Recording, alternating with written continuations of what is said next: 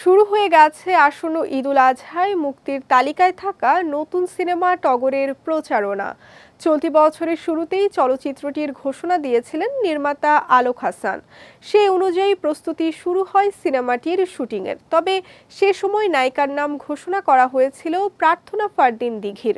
এরপর শুটিং শুরুর আগে জানা যায় দিঘির পরিবর্তে টগর সিনেমায় নায়িকা হিসেবে দেখা যাবে লাস্যময়ী অভিনেত্রী পূজা চেরিকে। তারপর থেকেই আলোচনায় তিনি।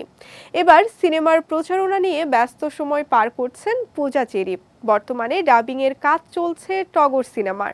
বিষয়টি জানিয়ে নিজের সামাজিক যোগাযোগ মাধ্যমে কয়েকটি পোস্টও করেছেন পূজা চেরি, যাতে দেখা যায় টি শার্ট ও চাবির রিংয়ে টগরের নাম লেখা। তার ভক্তরা প্রচারণা শুরু করেছেন।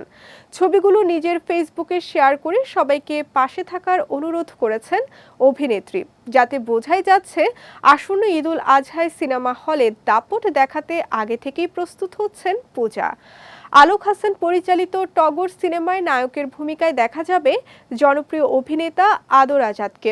এছাড়া ছবিটিতে বিভিন্ন চরিত্রে অভিনয় করতে দেখা যাবে আজাদ, আবুল কালাম, রোজি সিদ্দিকী, সুমন আনোয়ার, এল আর খান সীমান্ত, শরীফুল সহ অনেককেই।